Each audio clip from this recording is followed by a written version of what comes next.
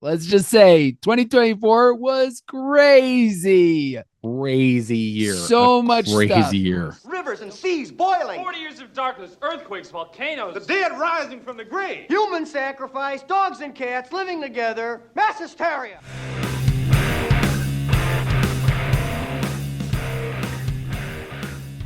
Hello and welcome to the Brothers Random Show. My name is Travis. I'm Michael. And we are two ordinary brothers discussing extraordinary ideas and some random shit. Michael, why are we here? Today, 2024 in review. Let's go. Let's just say 2024 was crazy. Crazy year. So much crazy stuff. year. So much stuff. We've got a lot to try and cover just going over this year. First off, shitty year for movies. I'm not supposed to swear in the first 30 seconds, but let's just say it how it is. Shitty year for movies. Yes, this was a really rough year for movies. And like most people, like most YouTubers, this is the time of year where all of our lists come out, our worst of, best of, all that shit comes out. What we're going to do, I think, as a structure for this show is just winners and losers. We're just going to talk about winners and losers. And as much as I don't like getting into politics on this show, this was an election year, and it was one of the most wild election years we have ever seen in our lifetimes. WWE, man. Well, let me tell you something, brother. It was a bunch of shit going down. You had people jumping in the ring with chairs hitting each other, smacking each other. The whole thing. The whole 9 yards. Yes. Yeah. So here we go. So I guess we'll start with politics maybe, and then get into movies. Okay. And start with politics. Starting out here. Here's the dumb thing, guys. We all kind of knew that Joe Biden wasn't there from the first election. Trump got up there and he was kind of a bully to Biden and wouldn't let him talk in the first debate of 2020 election. And he wouldn't let him talk. And if he had just let him talk, I think all of us would have seen him stumble over his words and wander off and things like that. And we might have seen what was, in between the ears of Joe Biden. But this time they had the earliest debate that's ever happened in a presidential election, which was kind of weird. It's almost like somebody, on Biden's staff or something was like, this guy's not all here. We better get this out in the open so we've got time to course correct this. And he gets out there and he botches it. He didn't show up for the debate. He wasn't all there. The total initiative relative to what we're going to do with more border patrol and more asylum officers. President Trump? I really don't know what he said at the end of that sentence. I don't think he knows what he said either. Look. And now everybody could see it. Oh, man, dude, to watch the media just completely melt down. Sharp as a tack. He's good. He's blah, blah, blah, blah. And then all of a sudden, cat's in the bag. He's not all there. And so now everybody's like, okay, he can't run. Oh, wait, he is going to run. Oh, he's fine. No, wait. Oh, everybody has a bad debate. The back and forth. What a mess. Then not even like, what was it, 2, 3, it was a month later that Trump has an assassination attempt on his life. And that is wild. Let's just say that was a win. Now, it's not cool that his life there was an attempt on his life. That's not cool, right? And that was really shitty how that all panned out. And it's still, we still don't know anything about it. We can't have officers on that roof. It's sloped.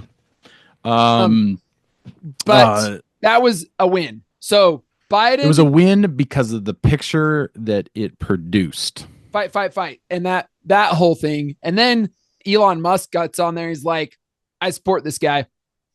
It's over. I'm going with this guy. I'm behind this guy. it was just interesting to watch that complete like.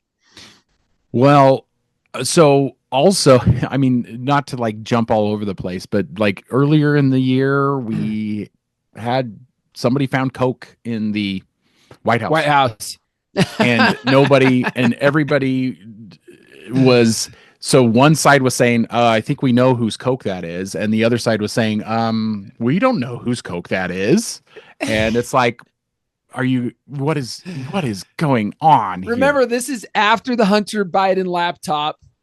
Yeah, it's way after. It's like this is way after that. Okay, and then nobody wants to admit whose coke this is. Dude, like this is so it's crazy. Hunter Biden's. Who do you think it is?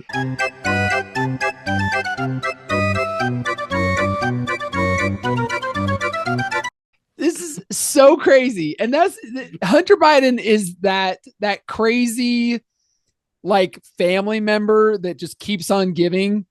I mean, yes. If you watch National Lampoon's Christmas, Cousin Eddie. Is it Cousin Eddie? Oh, jeez. Merry Christmas! Dinner was full! What's crazy about that is all along, Biden's like, yeah, I would not pardon my son. I would not pardon my son. Gosh, that's and then just recently, guess what happens? Ding, ding, ding, ding, ding. Pardons the son, the derelict son that nobody wants. Oh my gosh. Moving on with politics. The thing with Trump was, and I have my qualms, but it was kind of like with Jordan Peterson just saying like, whoa. You're saying that Elon Musk wants to join forces with Elon or with Trump and have a department of government efficiency. Yeah. To like really look at the books and see where all of our taxpayer money is going. Yes. And if it is efficient, like for real. It's not. And it hasn't been. It hasn't been for 40 years. It has not been efficient. So the Pentagon hasn't passed an audit in like 7 years. So here's what's so interesting about this little thing is that Elon Musk is not shy to tell people that he has been attacked by two laws that are contradictory of each other. And this is the reason that he wanted to be part of this and wanted to get behind Trump is because on one hand, the Department of Justice came after him for not hiring enough illegal immigrants. At the same time, it's coming after him, telling him that he can't hire because he's building rockets. They have a law that says if they're not born in the United States, they cannot they have to be citizen they have to be citizens to be hired to work in close proximity because of the nature of the work that they're doing with rockets and things like that. Mm-hmm. They don't want. So these are two contradicting laws that are butting up against him, and he cannot go either way. Damned if you don't. Yeah. And it makes sense that he would go, okay, this is completely asinine and completely inefficient. We need to do something different. And that's the reason he got behind this president, because his president is willing to work through those issues. And the fact that we have so many regulations, we're regulated to death. We are so overregulated as a country, and we cannot function. It's like safety over safetied. All right. So if you let's take for example a trucking business. There are so many accidents on the road. There are so many things that can happen. We need to safety the hell out of this. Well, what's the best form of safety? Never drive on the road. Okay, but then you don't get anything done. So where is the line that you cross? Are you going to regulate to the point where nobody drives on the road? Because we're getting to that point where we're so heavily regulated as a nation that we cannot we could not drive if Can't get anything if done. you were so Yeah. concerned about safety that you can't get anything done, that you cannot actually function, then you need to pull back on the safety. But another big loser is the economy. We had one of the shittiest economies we've had in my lifetime. And I'm really looking forward to Donald Trump kind of bringing back a good economy, because I was doing much better under his 4 years. last 4 years, than I was under the 4 years that Biden For was reals. doing. And I mean, he's probably going to disrupt some stuff. There might be some growing pains before it gets better. Before it gets better, yeah. It for reals. I mean, but I'm the same. I'm looking forward to it. I might have told you this, but I talked to a trucker, and he said that the day after the election, his phone was ringing off the hook and everybody was ready to go. So literally people were just holding on and just waiting To for see the what election, happened. just to Yeah. see what happens. And then, which could you imagine? I don't know. I'm not doom and gloom to where if Mhm. Kamala had won, I think that it all would have just fallen apart from Yeah. then. But and I do think that the economy was one of the big Things for the election. things for the election. I think that's what people were most like. Everything else that they wanted to talk about was, I think, not even nearly on top of the list Yeah. Mhm. as the economy was.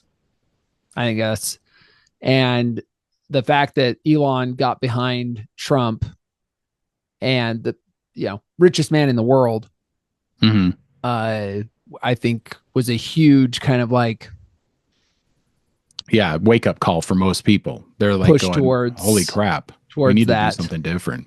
Yeah. So RFK starts getting in.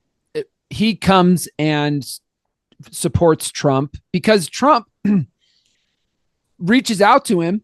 One, like Mhm. the other side didn't want to talk to RFK. Yeah. And- He's got too many wild ideas about vaccines. Yeah. Yeah. Oh yeah. He doesn't like the vaccine. He wasn't behind the COVID vaccine mandates, all of that stuff. And he's like, whoa, guys, we're not healthy. We need to scale this back. We need to become healthy again. So there was make America healthy again. Yeah. Became a thing. Yeah. Became a thing. I'm just like, dude, like sign me up. I'm here for it. And he's going off of Europe's mandates for certain foods. Their attitude with food is a social thing, not a get in, get out thing. And our Americans we're going to go eat, get in there, get out, and get something done.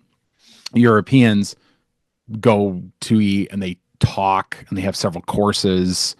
So they're eating slower and it's higher quality of food. And this is what RFK is trying to bring to and I'm excited. I'm here for it.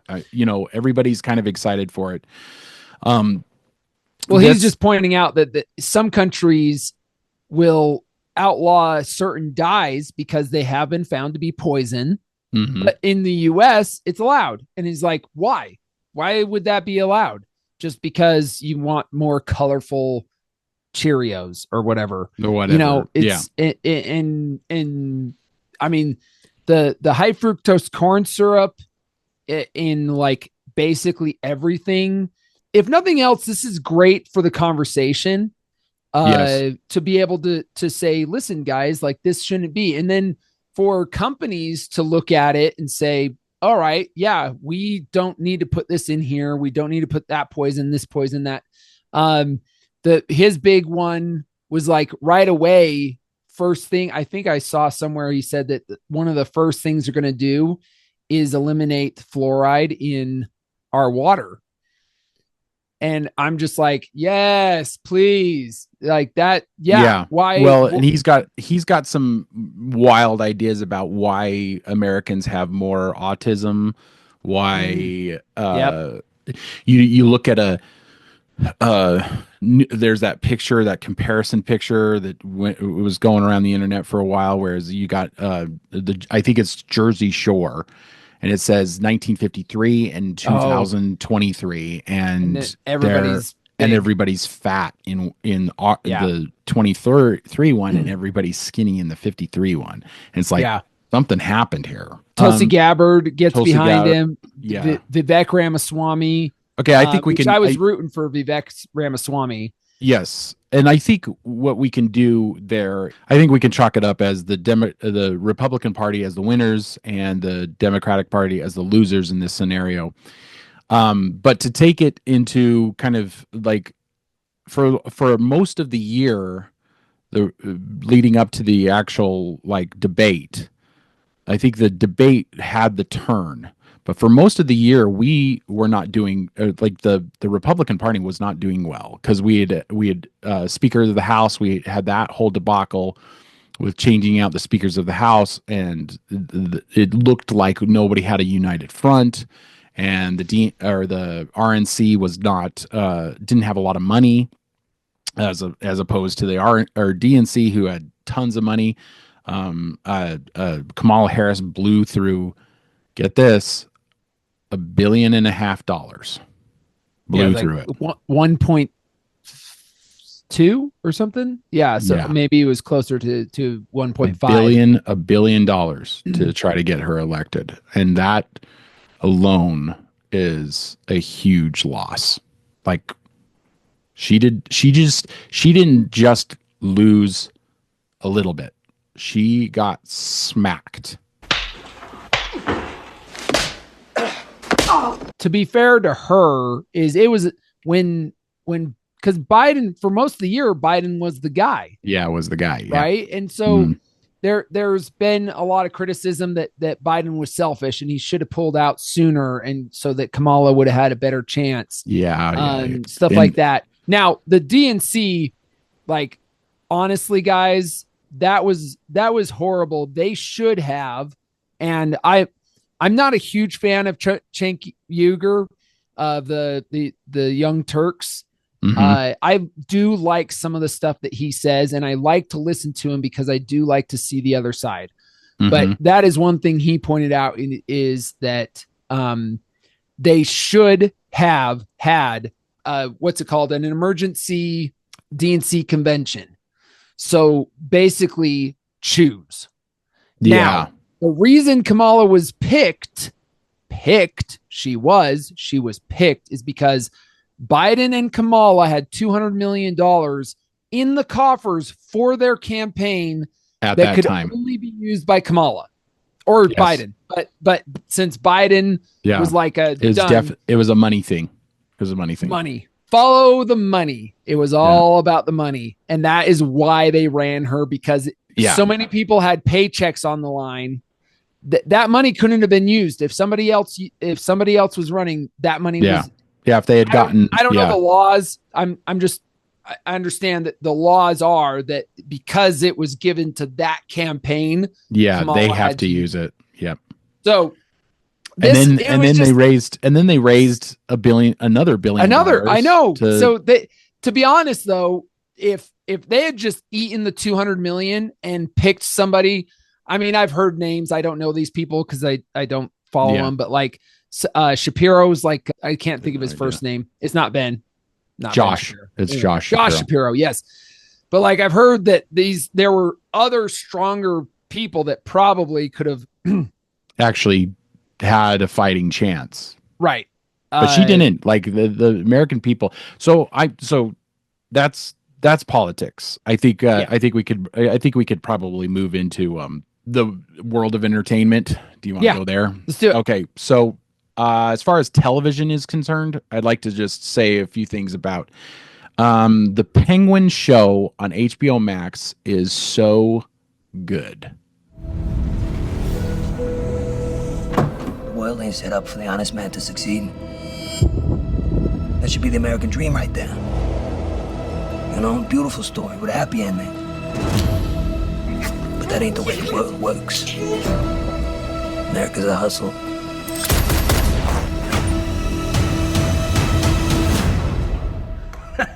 Not that I'm complaining. It's depressing. It's got a lot of depressing factors to it. It's a dark show. It's you're looking at the anti-hero to end all anti-heroes. Like, he is by far one of the best created anti-heroes this side of Tony Soprano and Walter White. Like, he's right up there with them. So this show is really great. If you get a chance, you need to check it out. Any TV shows that you watched that you thought were? I started Arcane, the second season. But I've been trying to just keep at it, but I just haven't been able to. Is it good? Grabbed my attention. Oh yeah, it's kind of been. I've been trying to force myself to watch it. Like, honestly, and I'm not exactly sure what they're doing this time around.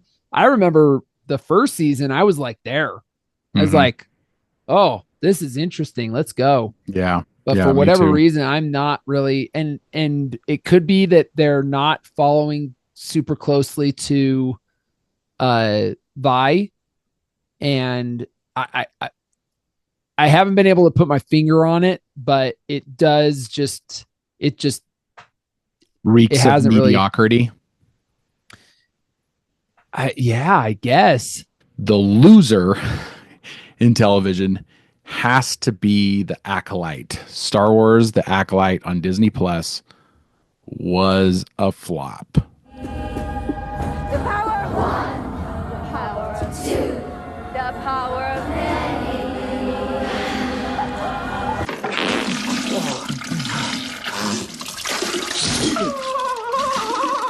And not just a little flop, like a huge, massive flop. They were averaging $8 million an episode for that show. It didn't do well. Well, and I guess they don't put out their numbers, but didn't they announce that they're not putting out another season or something like that? They are not doing another season. And just recently, some executive at Disney actually said, look, the reason we didn't order another season for that show is because nobody watched that show. Yeah. Now, when he says nobody, that's a little hyperbolic. If I was to guess, I would say maybe it got maybe 100,000 viewership, something on a small scale like that. Well, I could imagine it'd probably be a drop off. So a lot of people probably tuned into the first one and then just few episodes or something, and then just from there. So this was a show geared toward a certain type of person. And I believe that we can all say with honesty that it was meant for the LGBTQ community. That is supposedly, according to a quick Google search, that is 5.5% of people in the United States, which is up since I think it used to be about 2%. But the point is that's a small amount of people in comparison to the whole United States. And if you have a show that's geared to only that subset group of people, you are not going to have a lot of people watch that show. And that's exactly what happened with that show. And let's also think about, like, of that 5.5 to 8% of people that is the of the population that are LGBTQ, but how many of those were diehard Star Wars fans? Like, probably not even half. Probably not even half. Barely any at all. So who's your audience here? Like, what are you trying to do? What are you trying to do?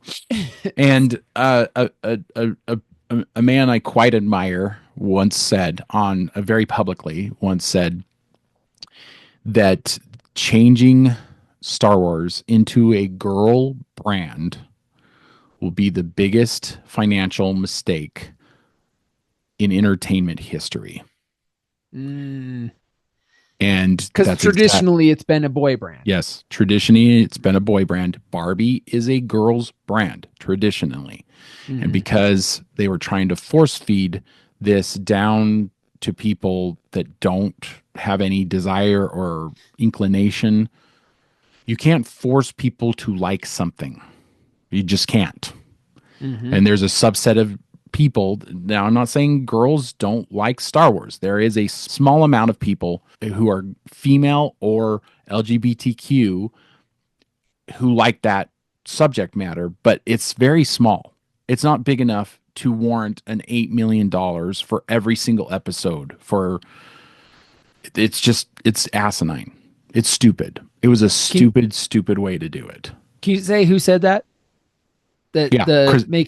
Chris Gore. That was Chris Gore. Okay, Chris Gore. Yeah. So yeah, that's the film threat, guys. Yeah. Yeah. So moving on, let's get into movies. So some of the big winners were Deadpool and Wolverine and Inside Out 2, both of which made over $1 billion. Deadpool and Wolverine actually is the highest grossing R-rated movie of all time. And rightly so. It was extremely funny. It had a lot of great moments in it. I'm definitely a fan of it. It's not something I'll ever let my children watch.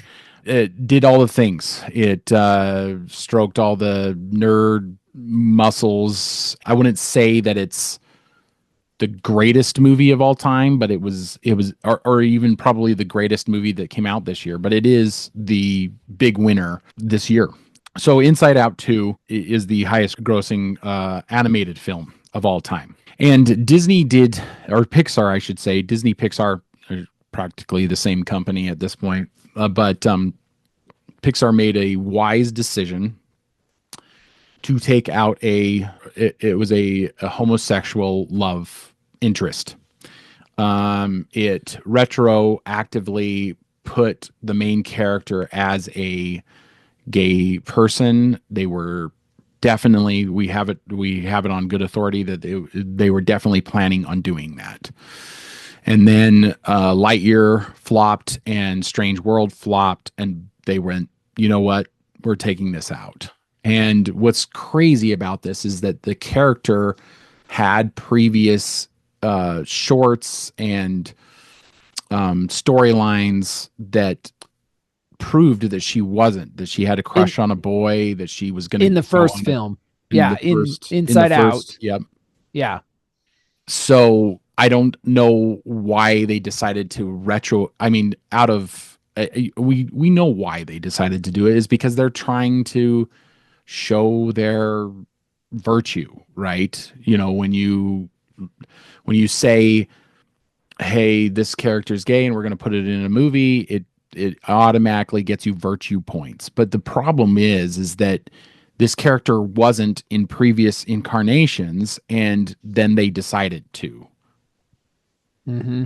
So why do that? Shove it down your throat. Sure.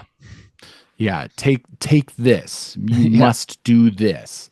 So it was a wise decision, and it became one of the biggest box offices, and it might be one of the things that kind of saves Disney's butt, because Disney has not been doing well in the last several years as far as movies are concerned. I think audiences are like kind of sick of this, and they're kind of done with this. And we're like, no, we don't need to put that in our children's entertainment. Let us talk to our children about it. So anyway, I guess there's a bunch of other movies that came out this year that did really well. I think out of all of them, I think you and I would agree that Dune was probably one of the better movies that came out this year. Oh yeah. I think it didn't make as much. It's like in the top 10. I would say it was the best film that came out this year.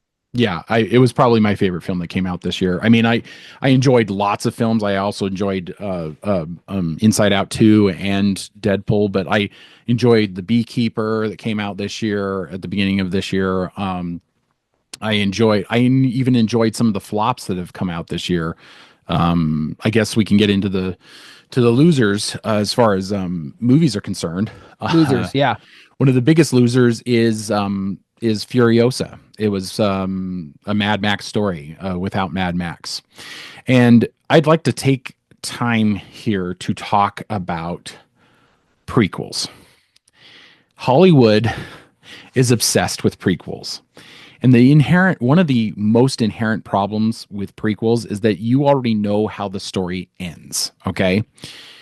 There's a character in Furiosa that is the same character in Mad Max Fury Road.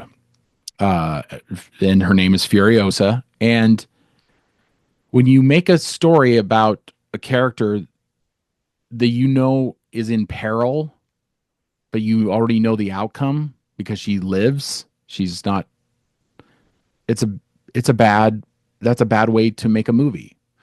It's a bad way to make a story. If people already know that she lives, there's no point in us going and seeing it. And that's probably one of the biggest problems with a prequel. I can't think of a prequel that's done really well outside of maybe Star Wars. Can you think of anything? Well, I mean, there's a whole slew of people that would tell you that the prequels of Star Wars sucked. Yes, but I think that is true. They were successful though.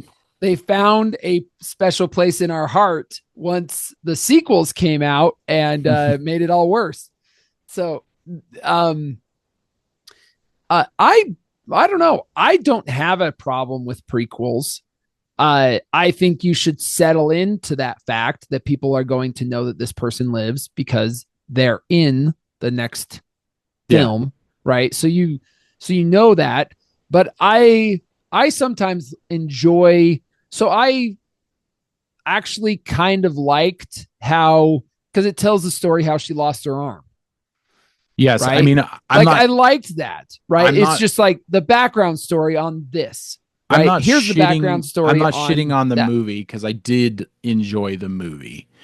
I'm just shitting on the fact that it was prequels in general. Well, I mean, you're prequels in general. Right? Yes, because so there's as of this recording, they just released Mufasa. It's a Lion King story, and I have zero desire to see that movie, as well as I'm sure many people do. Because we all know how this story ends. We all know that he has a son named Simba, and he's a king of the Pride Rock. And he dies saving his son Simba. We know this because we've seen Lion King thousands of times over a 20-year period. We do not need a prequel to this story. Almost a 30-year period, because didn't it come out in 95, I think. 5? Oh, dude.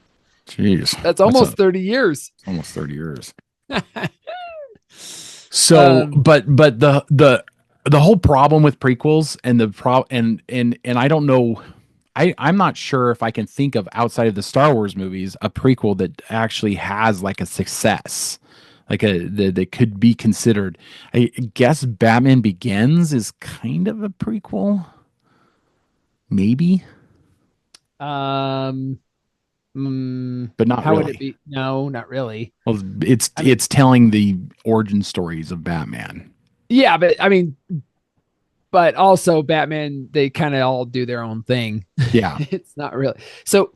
But then also, yeah, I guess the Hobbits didn't. I didn't see all the Hobbits. We should do a discussion on prequels. Yeah, like eventually. Maybe that would be a good discussion. Maybe like not let this delve into that. Yeah, do's and don'ts of prequels. Anyways, prequels. Kind of staying on 2024. So just a quick history. Sony bought the rights to Spider-Man from Marvel, and Marvel still retains publication rights, but not film rights to Spider-Man and the Spider-Man universe. So Sony still owns the rights to these. And Sony decided that they were going to try to take some of the characters that are around Spider-Man and make their own movies from them. Mm-hmm. And they've done this with Venom. There's been middling success with the Venom movies, but this year alone, well, last year they had Morbius, which was considered a flop, but this year alone they had a third Venom movie, a Madam Web movie, and a Kraven, and those are all villains, Spider-Man villains. Mm-hmm. and they all flopped miserably. Yeah. Like, How did Venom do? Did Venom flop as well? I don't think that's considered. It probably broke even. Oh yeah. So, but yeah, Madam Yeah. Web and the internet was all over that. That Oh man, just like total. stink on Hey. shit. That movie did We terrible. got Sweeney out of it, so That's it. Everybody keeps saying it's like the only thing that it's was the only good about that thing movie. we got out of Madam Web. So, but the whole issue is that it's lazy storytelling. They've lost the narrative, they've lost the desire, whatever it is. Craven came out only a few weeks ago, and it's already getting talk as a major flop. And that movie, I think, has been made for over a year. They just didn't want to release it. Oh, dude, it was bad. It's You did see don't it even- then. Yeah, don't. Yeah, it's it And just don't. I've seen 2 of the Venom Don't waste movies, your time. and I don't need to see another one. So the I Venom didn't movies are mind terrible. The Venoms. And I took my boy to see the last Venom, Not the third one. the third one. Yeah, Oh, the third one. So you have Yeah. you've seen more of these than I have. So I the actually- third one. we never did see the second one.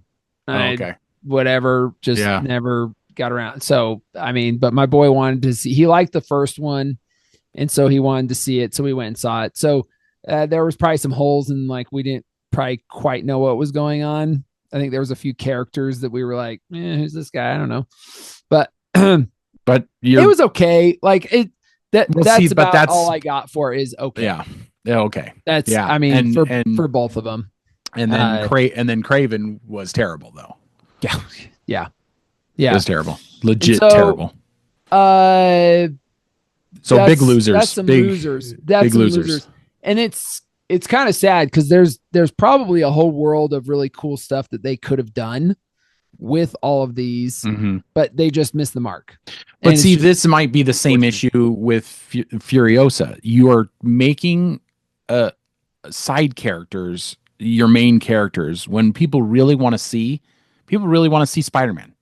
People really want to see Mad Max. They don't want to see the side characters. Mel Gibson, do it, please. Come back. Come back. Mel I would Gibson. I would tune in. I'd tune in. Oh bring yeah, Mel if Gibson back if Mel to Mad Gibson Max. came back and Tom Hardy, like if they could figure out a way to do that, Figure a way.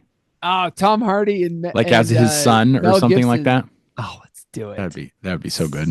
There's tons of theories about that stuff online, but anyway, Michael and I have reviewed Furiosa. Check that out. It came out several months back. So those are the big. I guess you'd say those are kind of the big losers of the movies this year. I mean, there was a ton of movies that came out that, like, If we reviewed If.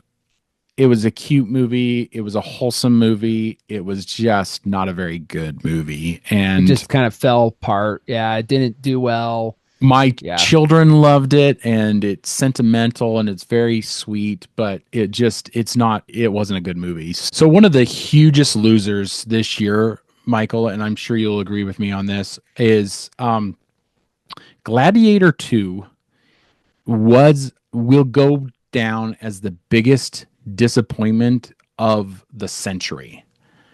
This was a movie that did not need to be made. It was not well done. And there's a bunch of stuff that's come out since that have proven that Ridley Scott might need to hang up his camera and stop making movies, because his cinematographer came out recently and just said he's trying to get through it too quick. Mm-hmm. And I'll explain it a little bit. When you are shooting a movie, you have to take one camera and set it up a shot, and then take another camera and set up a shot to use your lights properly. If you take 3 or 4 cameras, which is possible, you can do it. You don't have your focus is all over the place, so you have to light it differently. And the cinematographer came out and said that when you do that, you lose the quality of the shot. The shot doesn't look as beautiful. The shot doesn't look as as polished, and you're trying to Because shoot. rather than doing lighting for one camera in one spot, Yes, you're You're trying to doing- do lighting for several cameras in several spots. And it's and not good. it's quicker. You can get the shot and the scene done quicker, but it doesn't look as beautiful. And this is according to his cinematographer who helped him out on both movies. And it shows. That movie is not as beautiful as the first one as far as visuals go. And the acting is wooden, and the script is terrible. What are your thoughts? I think what it points to is kind of all the problems of Hollywood. Yes. It just feels like cash grab something. What's in a popular IP that we can use to make money, right? Yep. Get it done. Get it so done. just crappy, just whatever Yep. they're doing, they're just not Yeah, Warner Brothers to make it Yeah. good. Warner Brothers released a movie this year of a Lord of the Rings movie as an animated film. Did it to retain their rights for the Lord of the Rings. Get it done. Just and get they it done. shit it out. Yep. I heard that 20 different animation studios helped with that movie so they could get it done quickly. 20. And it was just to retain their It was just to their retain their rights. rights. That's all it was. It's Yeah. terrible. And you hear everybody talk about it. There's some good things about it, but it's mostly just a piece of garbage. And talking again about Gladiator. Gladiator is a massive disappointment. Gladiator 2 is a massive disappointment because the first one was such a phenomenon. Yeah. So, and then, yeah, just being what seems like being lazy with the project. It Yeah. just seems like, Rushed and cash lazy. grab, rush it out, and Mhm. maybe don't really care too much. Yeah. It's like, Yeah. just it'll be fine. I mean, that's probably, that probably got said so many times. It'll be fine. And When I initially saw it, I was thinking, well, I didn't hate it, but then I just thought about it and thought about it and thought about it, and I was like, yeah, I kind of hate this movie. I kind of hate that they even made it. I mean, because it kind of taints the first one, and I don't like that. It's a perfect movie. The first Gladiator movie is a perfect movie, and they just shit the bed with this one. yeah. And they're kind of doing that with all the IPs because Everything. They're it's a doing that cash with grab. everything. Yeah. Yeah. We need a new Gladiator. We need a new John Wick. We need a new everything. We need new stuff. Stop rehashing all the old stuff. We I don't don't need know. sequels. We don't need prequels. We don't need redos. We don't need. Let's just get something new, guys. Come on. Yeah. Some other successes was like Despicable Me 4 did really well. Moana 2 did really well. Moana 2 was, it was so mediocre. I can't even suggest that people go see it. I mean, it's fine. It's fine for kids. Okay. But what we've expected from Disney in the past is to make family films. So films that not only children can enjoy, but the parents of the children can enjoy. So that would be the goal, right?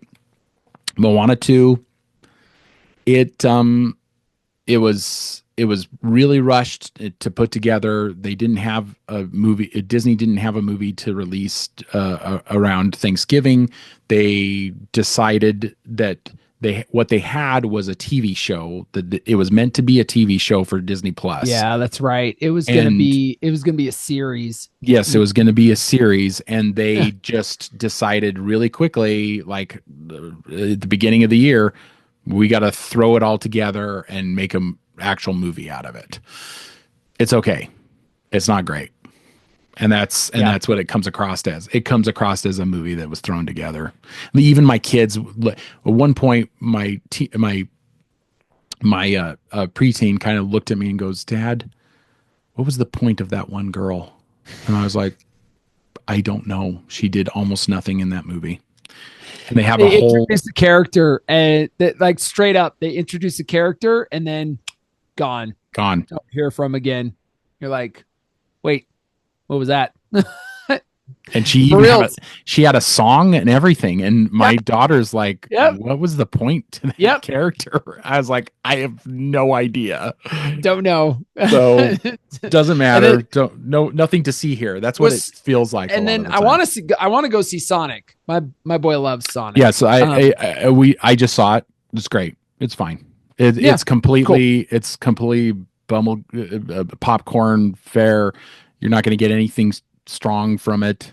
I laughed like out loud in the theater when I saw the preview of it when Jim Carrey's like, "Dad," or something.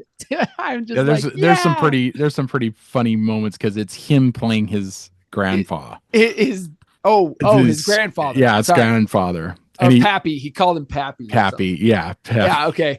But he throughout he plays both of them. This is so great. He plays both of them, but throughout, the younger one is always calling him something like Papu, or it's different every time. Every time. It's so funny. Anyway, Jim Carrey has basically said he's not coming back for more movies. Would you say that was a winner? Sonic? Yeah, I think it could be. I'm kind of hoping it blows Mufasa out of the water because I want Disney to kind of realize that we expect more. So before we go, we should probably talk a little bit about what we're hoping for the year coming up. In the sense of like generalities, but also specifically for movies. I'm looking forward to 28 Years Later. I kind of am looking forward to the Ballerina. The John Wick. Yep. I think it was a little on the nose that they had John Wick in the first trailer. I was like, come on, guys. Like, you could have surprised us with it, you know? Yeah. Like, he's supposed to be dead. Yeah, that's the problem with trailers nowadays is they just give it all away. They give it all away. Like, come on, guys. Like, come on. Let's have some surprises when we actually go to the movie theater. Guys, like, let's make some suspense. Let's push the envelope a little bit here. Like, come on. Yeah, I mean, and we've talked about trailers and the issues with most movie trailers is they just give way too much away. And it's almost like with the Ballerina trailer, and we didn't say this in our trailer breakdown, but we probably should have, is that the problem with it is that it's almost like they don't think they can draw people without John Wick. But what they should have done is made it not had him in the trailer, and then we can all kind of then we can be surprised when we actually see the movie. Right. And that's a big issue with, because they want to draw you in by giving away all of their surprises. But it makes me nervous for the film itself, because what it makes me wonder is, okay, is this going to be a good film by its own merits? Yes. Yeah. Or is it going to just try to link on to something that gained merit by itself? Yeah. Right? Yes. Yeah. Well, and so that's the issue, is like, that's the same issue with Furiosa. Furiosa wasn't convinced that they could draw people off of just having the name Furiosa. They had to say a Mad Max saga. Yeah. Like, always trying to connect to something, some other IP. Man, to draw people. This is what drives me crazy. It's a mess. We have to connect to an IP that we absolutely know will make money. They don't trust. You could not make the same success with John Wick nowadays because because everything that's made now has some kind of IP connected to it in some way. Everything that's like a major success. And we've reviewed The Beekeeper, and The Beekeeper was a original film as far as like it's not based on any IP, but the issue with that one is they dumped it in a month. I think it was January or February that it came out. They dumped it in a month that had no other competition, and that's why it became a fairly successful movie. It's like one of Jason Statham's like biggest successes. Yeah, well, this is another discussion, but bloated prices for movie making. Oh yeah, geez. The whole 9 yards. Studios not wanting to take a risk, not wanting to lose money. But obviously, as can be seen, you can lose money on an IP that's already established by making a shitty movie. Yeah. And that it continues to happen. So, there's 100 other things we could talk about. We could talk about like The Creator came out this year. It was bomb. It was an original IP. It didn't do well. It didn't have the whatever you want to call it, the things that make people want to go to the movies. I don't know. There's also like. There was a Ghostbusters movie that was released this year, and I didn't see it in the theaters, and I barely knew it had come out. I was shocked when I found out that it had come out, and it had come and gone, and it was gone. Thanks for joining us, audience, in talking about the year in review. Check us out on social media, Spotify and Apple Podcasts. Just look for The Sword in the Skull. If you are listening to this and not watching it, please go to YouTube, like, share, and subscribe. Tell us what you think in the comments about the year that was. It was a wild year. We know we missed things too. We missed a lot. There's just too much to go over. Throw out some of the stuff. Everything from UFOs to hurricanes to the whole 9 yards. Throw out some of your stuff that was just the big things. So to comedians interviewing presidential candidates. Who would have thought? Right? Like Theo Vaughn interviewing Trump. That's just wild. Wild. All right.